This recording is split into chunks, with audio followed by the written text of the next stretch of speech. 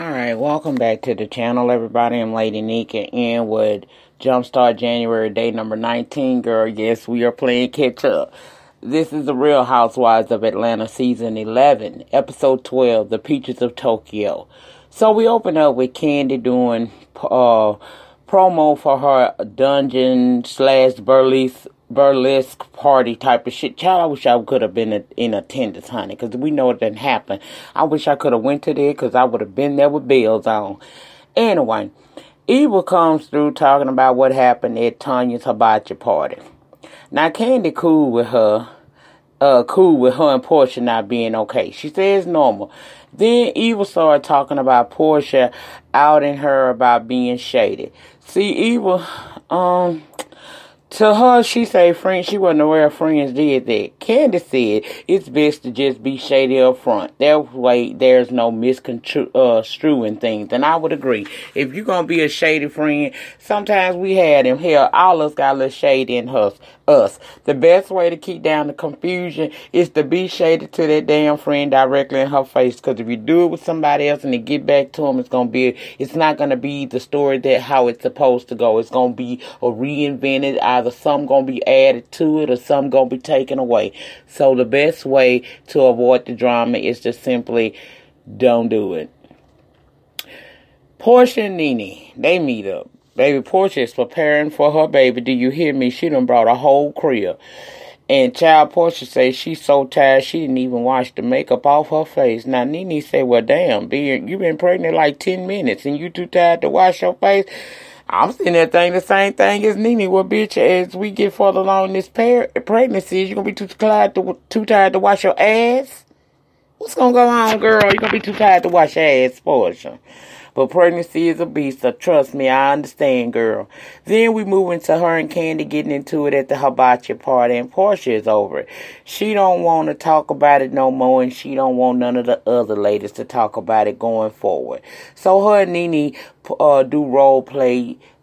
Nene gonna be, I guess, Candy, and Portia is gonna be herself, and it was cute for the most part how they pretended they would act around each other.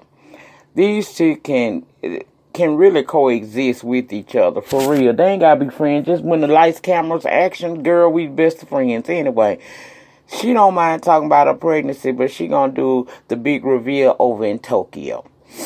So let's get ready to go to Tokyo, y'all. Marlo got bags for days. 14-hour ride on a damn flight. Child, I cannot. I don't care what class you put me in. 14 hours on a plane is a little bit too much. That's a long time to be up in the air, honey. They all eventually arrived, and Portia greeted everybody, including Candy. No surprise on my end, because she always friended all of them. Child, Marlo, why your bags didn't make it through? They done left Marlo damn baggage. And you know that's Miss Fashionista. But she was calm about it, to my surprise. Then we see them get on this bus, and they all kikiing, playing with hair, and Marlo and all the child. Today was a chill day, according to Eva. They was going to get to the hotel, eat, and relax. Portia suggested that Cynthia knew tats, and Cynthia said she want to get a tat, should say Chris. Only thing is, Cynthia man is Mike. So who the hell is Chris? Y'all, we gotta let it slide. Y'all know Portia can't be too correct 2 weeks in a row. Last week, she knew Tokyo and the correct lingo. This week, she had to fuck it up in one time. And I ain't mad at her, because that's our precious little Portia. We're gonna let her get away with that, baby. She's always, she almost there all the time, but she ain't quite there. Cynthia just said, lock the name in, because Mike ain't going nowhere. I said, all right then, Cynthia. All right. Portia ain't too dumb. She ain't get Dennis' name on her. She got symbols to relate to Dennis. I can appreciate that. I can. We get to the hotel, and they eat. Candy wanted real food, not the food that's native to the land. It wasn't fit for her at that moment. Candy liked to eat. Me too. I understood. Tanya mentioned that they will have a tour guide. We meet that lady to help them navigate over there. And I think that's a good idea, because Eva said one time she was over there on a modeling gig and almost got arrested for prostituting. So it's smart to have someone to help you navigate them byways and highways of a foreign country, for real. They agree that they gonna be on time, no tardiness, as usual, please. Eva reiterates that this is her trip to make up for the Nene and the Bachelorette thing. Then she says she want to put everything on the table. She says to Portia, why did you put me on blast saying that I talk about these girls behind their backs? She said, don't play victim. You know you do that. Now, I ain't put you on the hot seat. And Cynthia said, no, it wasn't. It was just a warm one. Nene said Eva got to learn to take it as well as she dish it. And then we moved to Marlo, who is talking shit. But she said she had heard on the street that Eva was talking about her. But she didn't make no big deal out of it, okay? Portia taught everybody how to say I'm pregnant in the land's native tongue and then told them what it meant. And everybody was happy for her. Candy had a slow reception, but she finally picked it up and everybody agreed that Portia's going to be a pretty good mom. And I think she will too. Now, I don't know about the eco-styling, her hair being, the baby hair being eco-styled down to the gods, but I think she'll be a good mom. Everybody happy for Portia.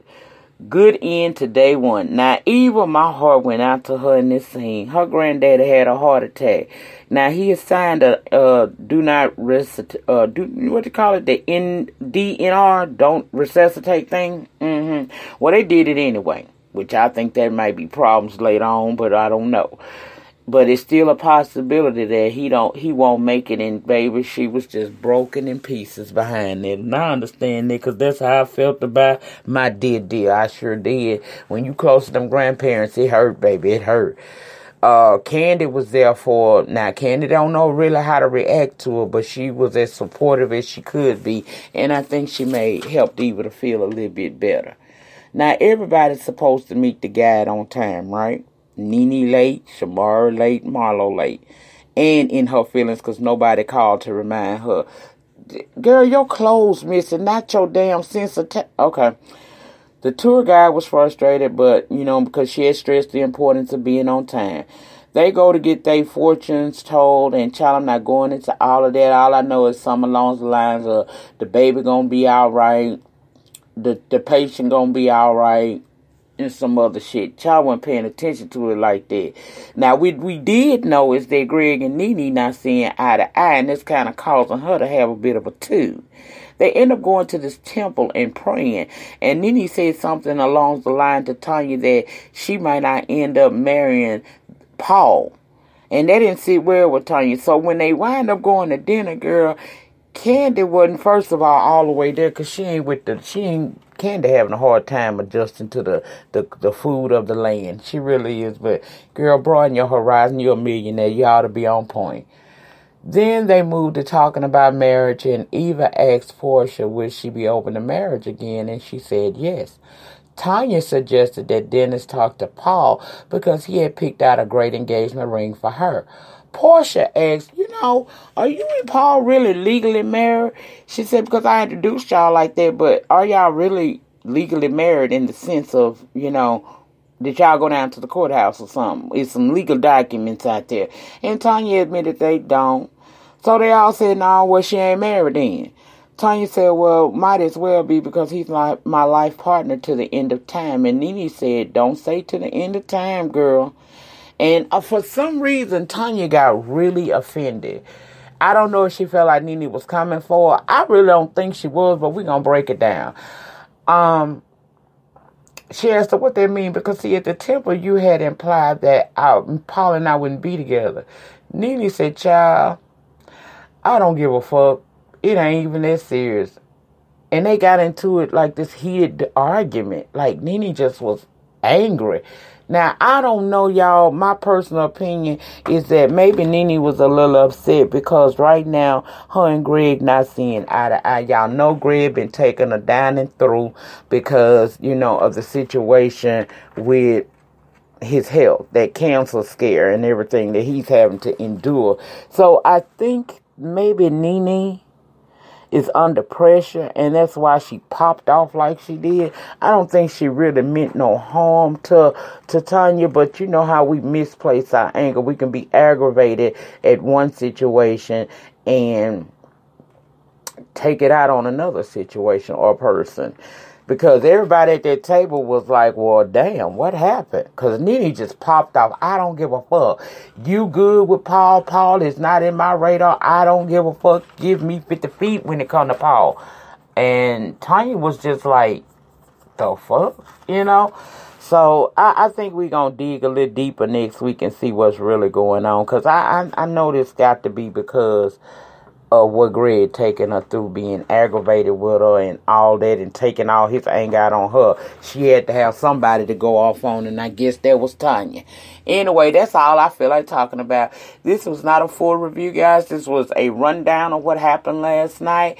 I apologize that it's not a full review, but really I just didn't feel like talking about it that deep. I gave you the meat and potatoes of what went on last night. If I left anything out that you feel is important, please drop it down in the panty section below, and the conversations can always continue there. I'm going to try to catch up with my comments today. For those of you who may be celebrating, happy Martin Luther King Day.